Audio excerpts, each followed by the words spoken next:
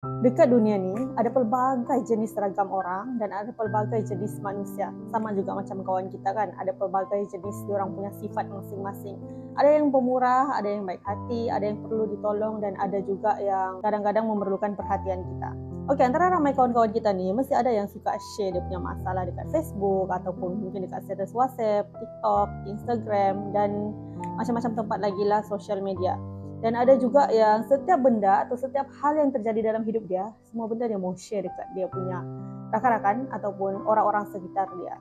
Dan cara yang paling cepat untuk orang tahu pasal kehidupan kita, walaupun kita tak kenal orang tu, adalah melalui status WhatsApp. Betul kan?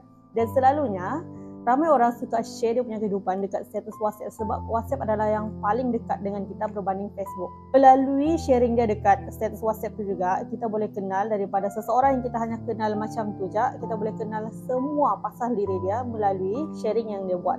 Contohnya pagi tadi dia share pasal dia punya aktiviti waktu pagi, dan tengah hari dia beritahu apa yang dia buat, dan malam pula dia beritahu dia ada masalah dengan family dia.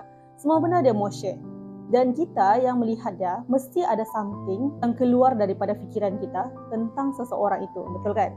Dan ada juga kawan-kawan kita yang suka share benda-benda yang positif. Contohnya kebahagiaan dia, apa yang dia dapat, apa yang dia buat, kerja-kerja yang baik. Semuanya positif. Dan waktu itu juga kita akan timbul sesuatu dalam hati kita ataupun pemikiran kita ataupun fikiran kita tentang seseorang itu. Dan waktu itulah terpulang pada diri kita apa yang kita mahu fikirkan dan apa yang kita fikirkan tentang seseorang itu. Dan kalau korang mau tahu, sebenarnya kebanyakan orang dia bukan sebenarnya mau menunjuk pun dekat media sosial. Dia bukannya mau menunjuk yang dia kaya, hidup dia bahagia, dia punya segala-galanya, bukan.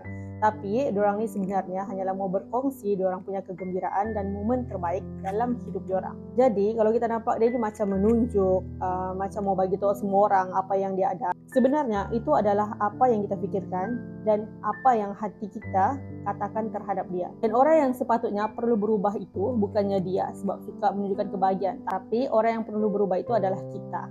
Kita perlu ubah hati kita dan pemikiran kita terhadap dia.